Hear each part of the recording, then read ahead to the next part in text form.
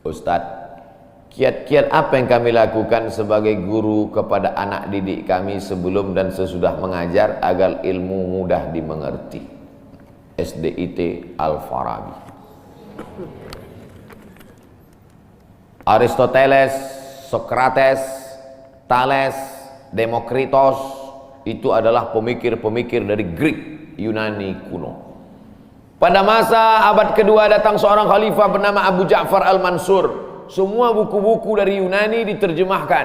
Nama lembaganya Dar Al-Hikmah, Dar Rumah Hikmah Ilmu Pengetahuan. Dibuatlah Dar Al-Hikmah, Rumah Ilmu Pengetahuan. Diterjemahkanlah dari bahasa Yunani ke dalam bahasa Arab. Akhirnya orang Islam pun jadi dokter, Avicenna. Karena orang barat payah menyebut Ibnu Sina. Averroes, Ibnu Rushd. Tapi ada seorang yang bergelar the second teacher. First teacher Aristoteles, second teacher Al-Farabi. Ternyata Al-Farabi ini bukan dari Arab, tapi dari Pomalaa. SDIT Al-Farabi. Ini supaya wali murid tahu. Anak ibu di mana? SDIT Al-Farabi. Al-Farabi itu artinya apa? Ya SDIT. Al-Farabi itu di barat dia diberi gelar the second teacher. Guru pertama Aristoteles, guru kedua adalah Al-Farabi, saking cerdasnya. Artinya apa? Dia tidak hanya diakui dalam Islam tapi juga di luar Islam. Kenapa dikasih nama Al-Farabi? Karena ingin anak-anak kita dalam kepalanya tidak hanya fisika, biologi, kimia, matematika, bahasa Inggris, tapi juga dalam kepalanya ada Quran, hadis, fikih, akidah akhlak, dan bahasa Arab. Sehingga nanti dia akan menjadi ekonom, tapi ekonom yang beriman. Dia akan menjadi filosof, filosof yang bertakwa. Inilah cita-cita alumni Al-Farabi insyaallah. Amin ya rabbal alamin. Nah, yang pertama kali menjadi guru itu adalah ikhlas. Karena kalau gurunya ikhlas, cakapnya masuk ke hati. Kalau dari mulut ke mulut juga masuknya. Tapi kalau dari hati ke hati juga masuknya. Kira-kira yang saya sampaikan tadi, saya mulai tadi jam 5.15, sekarang jam 6.05, dan 50 menit saya bicara. Masuk tak ke hati Bapak Ibu? Kalau tak masuk ke hati Bapak Ibu, berarti yang ceramah itu enggak dari hati. Dari mulut ke mulut juga masuk. Jangan sampai ke mulut pun tak masuk. Nauzubillah. Yang pertama kali tulus ikhlas. Karena perbuatan yang paling tinggi amalnya adalah menjadi guru. Makanya saya lebih memilih menjadi guru. Saya sampai sekarang menjadi guru. Cuman saya tidak punya kelas. Dulu sempat jadi dosen, habis itu keluar. Kelas saya sekarang masjid, lapangan sepak bola, sama stadion, sama gedung olahraga, sport center Antam. Saya mengajar tidak lagi terbatas oleh dinding kelas. Semua tempat menjadi tempat mengajar. Guru yang pertama harus ikhlas. Yang kedua, tingkah laku perbuatannya. Guru digugu dan ditiru. Guru itu dari mulai cara minumnya aja diikut orang. Guru minumnya tangan kiri. Yang minum tangan kiri itu setan. Berarti kalau ada guru minum pakai tangan kiri, berarti guru setan. Hati-hati jadi guru. Oleh sebab itu maka guru ini luar biasa. Guru ini luar biasa Bapak Ibu. Perbuatan yang tidak putus setelah mati guru. PNS setelah mati putus. Yang kan mati, pensiun aja putus. Apalagi mati. Tapi guru. Saya dulu punya dosen. Kata dia, saya ini lulus hakim. Tapi kemudian saya tinggalkan hakim, saya pilih jadi guru. Kenapa gitu Pak dosen? Karena kalau saya jadi hakim, 1 tahun ada 10 perkara, 10 senang kepada saya, 10 benci. Yang menang senang, yang kalah benci. Tapi menjadi guru, tidak akan ada murid saya itu yang benci kepada saya. Betul. Guru SD saya, berapa kali kepala saya diantukkannya ke tiang. Asal pelajaran saya nggak dapat, diantuk. Begitu reuni, saya cium tangannya. Saya nggak sakit hati, ingat aja dikit. Datang saya belikan hadiah, saya cium tangannya, meleleh air mata saya. Betul. Menjadi guru itu adalah nikmat. Maka saya pilih jadi guru. Guru nggak ada pensiunnya. Saya sampai mati saya tetap menjadi guru. Oleh sebab itu maka guru ini luar biasa. Guru pahlawan tanpa tanda jasa. Oleh sebab itu menjadi guru. Oh, tapi jangan gara-gara ini semua pegawai Antam keluar mau jadi guru. Memang ibu bukan guru, tapi ibu menjadi guru bagi anak-anak ibu.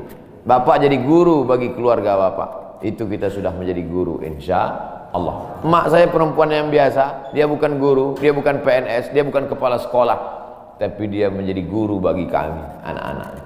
Kalau kami pulang bawa main-mainan, dia tanya, mainan ini dapat dari mana? Dari jalan mak, antar ke tempat kau jumpa tadi, karena tak tahu itu punya siapa. Nanti di akhirat ini akan kau pikul menghadap Allah SWT. Sampai hari ini kalau ketemu barang-barang di jalan tidak berani bawa pulang, ingat pesan almarhumah emak Ali. Mungkin cakap ustaz tidak masuk ke telinganya, tapi kata-kata ibu luar biasa. Ibu-ibu, bapak-bapak, nanti kalau mau sakratul maut, pesan paling jitu sampaikan pas mau mati. Jangan makan haram. Luar biasa itu, mereka berkesan. Sampai anak cucu akan mereka sampaikan. Nenekmu dulu ketika mau mati pesan terakhirnya, jangan makan haram. Baru sebut la ilaha illallah. Pertama, ikhlas. Yang kedua, perhatikan tindak tandukmu, kau dikuku dan ditiru. Yang ketiga, insya Allah bangkitkan semangat, karena setelah kau mati akan mengalir pahalanya. Abdul Somad kalau mati meninggal dunia, setiap bulan Rajab, bapak-bapak, ibu-ibu, anak-anak bapak, cucu bapak, ibu yang hadir-hadir nih, anakku yang kecil, setiap bulan Rajab mereka beramal. Abdul Somad sudah mati dimakan cacing tanah di Pulau Sumatera, di Riau, pahalanya tetap mengalir. Dari mana? Dari Pomala. Bismillahirrahmanirrahim. Assalamualaikum Ustaz. Waalaikumsalam. Apa tips cara meraih kesuksesan yang berkah di masa muda?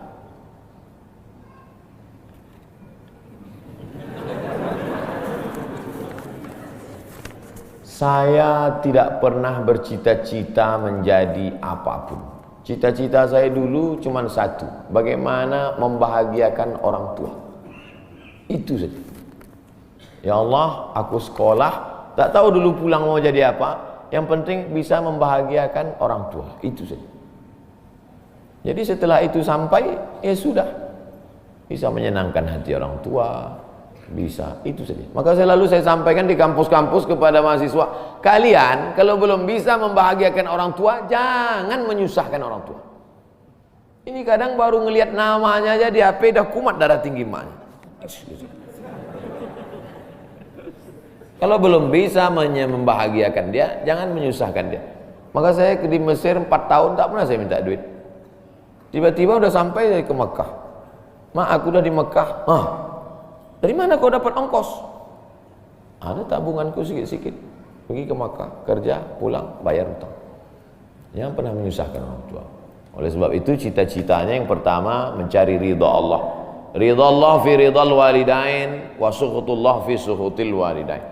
Pulang saya ke kampung, saya mau beli tanah berapa meter, ternak lele, tanam cabai, daun ubi, malam mengajar ngaji. Cita-cita saya kecil aja. Tak ada cita-cita mau jadi ustadz viral disambut di airport, tak ada. Terus kata mak saya, masa kau S2 tinggal di kampung, pergilah ke kota. Akhirnya saya menghonor jadi dosen, siang jadi dosen, malam ceramah di masjid, direkam, diupload, khutbah diupload, like and share, akhirnya viral. Diusir beberapa kali, makin viral. Dibully, makin viral. Akhirnya yang membuli saya taubat sekarang. Ini orang makin dibully makin viral. Udah kita diamin aja lah. Itu semua itu kerja kita atau kerja Allah? Kerja Allah. Kerjakan kerja kita, urusan Allah biar Allah yang urus. Kita hidup ini sama macam bawa pancing. Kita tugas kita ambil bambu, pasang kail, cari cacing, letakkan. Masalah ikannya datang tak datang itu urusan Allah. Ini kadang banyak orang ngurus urusan Allah yang dia urus. Urusan Allah jangan kau urus. Kata Allah, yang mendatangkan ikan ini urusan aku. 10 pancing pasang, itu urusan kita. Tarik pancing 1, cacingnya hilang. Cari pancing 1, kailnya hilang. Cari pancing 1, talinya hilang. Yang ke-10, bambunya hilang. Marahkah kita? Tidak.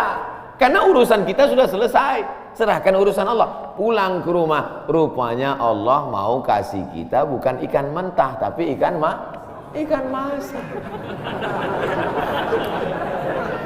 Banyak orang terlalu berpikir hidup ini kau buat saja urusanmu, urusan Allah. Urusanmu berangkat dari rumah kerja, masalah hasilnya urusan Allah. Berapa banyak orang bekerja tapi tak dapat apa-apa. Betul? Kalau sudah rezeki tak kemana. Tapi jangan gara-gara ini lalu bapak enggak kerja.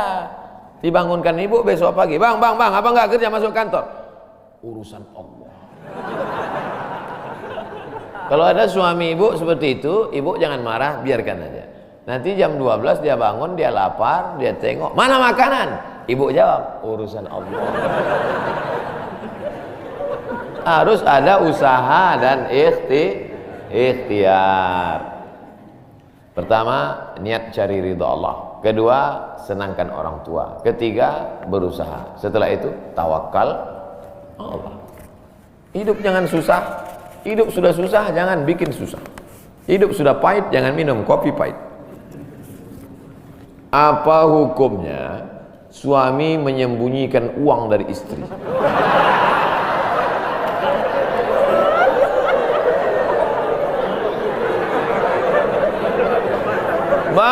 Bang, kata istrinya. Bang, ini duit apa bang? Duit sial. Oh, duit sial, udah kusembunyikan kau dapat juga.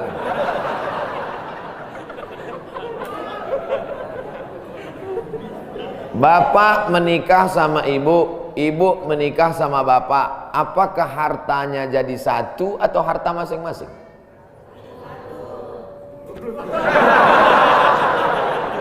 Mereka mau hartanya jadi satu dan bapak ketakutan. Itu yang saya baca. Sekarang kita baca ayatnya. Walakum nisfu ma taraka azwajukum illam yakul lahunna walad. Kalau istrimu meninggal kau dapat 50% hartanya kalau tidak ada anak. Fa in kana lahunna waladun, kalau dia punya anak, falakumur rubu'u, kamu dapat 25%. Sekarang saya tanya, hartanya nyatu atau pisah?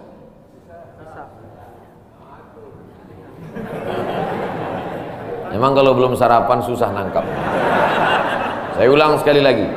Walakum nisfu ma taraka azwajukum. Hai para suami, kamu dapat setengah harta istrimu kalau tidak ada anak. Fa in kana lahunna waladun, kalau ada anak kamu dapat 1/4. Artinya hartanya misal. Harta bapak beda, harta ibu beda. Ibu kerja, punya kebun, punya tanah, punya speedboat, itu harta dia. Bapak punya usaha, harta bapak. Meninggal ibu, 50% untuk bapak. Apa beda harta ibu dengan harta bapak? Di dalam harta bapak ada hak ibu, dalam harta ibu tidak ada hak bapak. Takbir. Saya ulang sekali lagi. Ibu menikah dengan bapak, bapak menikah dengan ibu, ibu bawa harta, bapak bawa harta. Bedanya apa? Dalam harta bapak ada hak ibu, dalam harta ibu tidak ada hak bapak. Kenapa dalam harta bapak ada hak ibu? Karena bapak wajib memberi nafkah. Kewajiban bapak 5. Pertama, kasih makan. Kedua, kasih pakaian. Ketiga, kasih tempat tinggal. Keempat, kasih pendidikan. Kelima, kasih perhatian. Lebih dari yang ini, itu bukan milik mereka lagi. Jelas?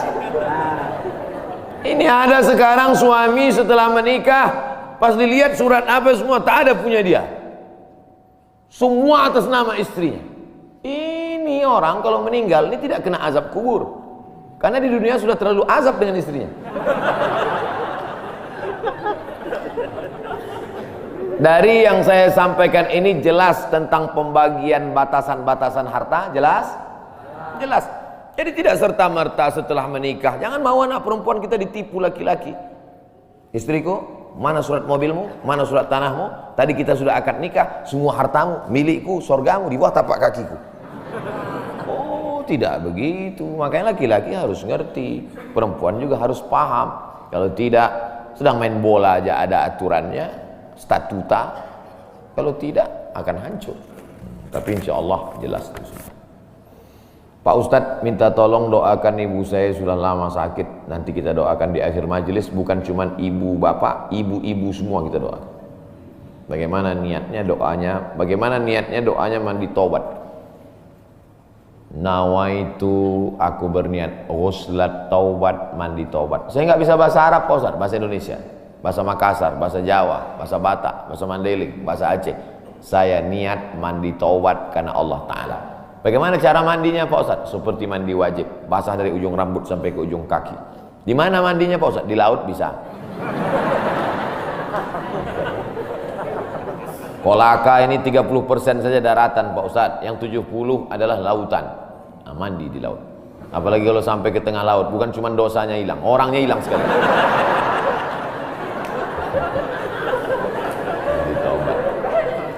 Setelah mandi taubat, solat sunat taubat, usolli sunnatat taubat raka'ataini lillahi ta'ala. Ayatnya bebas. Ayat apa yang paling panjang? Hafal kau amma yatasaalun? Tidak. Wadduha? Tidak. Kulhu? Hafal, baca kulhu. Di sujud terakhir banyak berdoa. Berapa kali solat sunat taubat sehari? Sebanyak-banyaknya. Kami dulu dipesankan guru kami, pagi sholat sunat taubat, siang sholat sunat taubat, petang sholat sunat taubat, sebanyak-banyaknya sholat sunat taubat, sholat sunat taubat, sholat sunat taubat, sholat sunat taubat. Usolli sunnatat taubat raka'atain lillahi ta'ala. Ma min muslimin yudhnibu dzamban, ada orang yang silap salah berbuat dosa, summa yatatahhar, bersuci, berwudu, mandi taubat, summa yusolli raka'ataini, sholat sunat 2 rakaat, summa yastaghfirullah, minta ampun kepada Allah, illa ghafarallahu lah, Allah mengampunkan dosa-dosanya. Bulan Rajab banyak-banyak taubat. Bulan Sya'ban tingkatkan ke taubat. Masuk ke dalam bulan Ramadan, insyaallah mendapatkan Lailatul Qadri khairum min alfi syahr. Semoga Ustaz senantiasa diberikan Allah kesehatan. Amin. Saya dari Medan. Ada juga orang kampung saya di sini. Bagaimana cara bakti seorang anak? Cara membahagiakan orang tua berjarak jauh dengan kita. Sedangkan bertemu dekat bersama orang tua mungkin hanya 1 tahun sekali, Idul Fitri saja, karena harus bekerja di PT Antam Tbk Sulawesi Tenggara. Ada sesuatu yang tak bisa kita bayar dengan uang. Tak bisa dibayar dengan uang. Yang bisa merasakan ini orang yang orang tuanya sudah meninggal. Yang masih hidup tak bisa. Lam ya'rif man lam yadhuq. Yang tak pernah merasakannya tak bisa menceritakannya, karena tak bisa dirasakan. Setelah orang tua itu tak ada, barulah kita rasa dunia ini hampa, tak ada guna. Duit itu tak ada gunanya, mobil itu tak ada gunanya, rumah itu tak ada gunanya, apapun tak ada gunanya. Waktu dapat saya gelar doktor dari Sudan, pulang saya ke rumah, tak ada gunanya, tak bisa lagi diceritakan. Dulu apapun yang dapat diceritakan, mak, aku dapat sorban dari mak, aku dapat peci. Setelah pulang dari Brunei, dapat gelar visiting profesor di Universitas Islam Sultan Syarif Ali. Tak ada gunanya, hampa. Paling-paling ditulis di baleho aja, profesor, dokter. Untuk menunjukkan bahwa kita bukan ustadz kaleng-kaleng. Nanti setelah dia tidak ada, barulah kau cari mana kain yang pernah dia pakai dulu, mana sajadah yang dulu dia pakai waktu sholat, di mana dia dulu sering duduk. Bekas tempat duduknya aja pun bisa menghilangkan rindu. Bekas tempat dia duduk dulu, tempat dia duduk makan kacang sambil minum teh. Duduk kau di situ bisa menghilangkan rindu. Quran yang dia baca dulu lengkap dengan rehalnya. Bangun kau tengah malam, kau bentang sajadah, duduk kau di situ, kau buka Quran yang dia baca dulu, hilang rindu. Tapi setelah dia tak ada, makanya mumpung dia masih ada, ciumlah tangannya, peluklah badannya, ciumlah keningnya. Kalau kau ada duit, kirimlah. Tak bisa, karena cari makan jauh Pak Ustaz, mesti terbang dari Sumatera sampai kemari. Apa boleh buat? Memang begitu kondisi ekonomi kita sekarang. Allah tidak marah, tapi kalau kau mampu, kirimlah. Siapa orang yang kira-kira bisa digaji, dibayar untuk memasakkan dia di rumah? Berkirimlah. Karena sampai masanya nanti duit yang banyak itu tidak ada gunanya. Sebanyak apapun kau simpan tak ada rasanya lagi. Hampa tak ada gunanya. Maka mumpung dia masih ada. Idul Fitri paksa-paksakanlah pulang.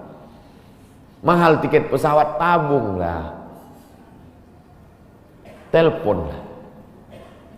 Masih ada dia menyambut teleponmu, berikan HP yang kira-kira lama dia pakai, tinggalkan. Mak, ini chargernya, ini handphonenya, ini baterainya, persiapan kalau rusak, pasangkan di sini.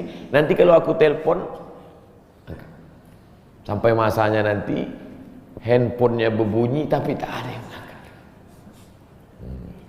Selagi dia masih ada, senangkanlah hatinya. Kirimkanlah kain.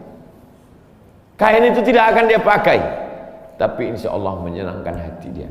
Ketika hatinya lapang, lapang rezeki. Ketika hatinya senang, senang hidup. Tapi kalau sudah hatinya sempit, meleleh air matanya, rindu karena tak pernah kau telepon, disitulah awal azab Allah datang. Kau akan berenang dalam kesengsaraan. Mudah-mudahan Allah mengampuni dosa kita semua, dosa ibu bapa. Ala hazihi niyah al-Fatihah.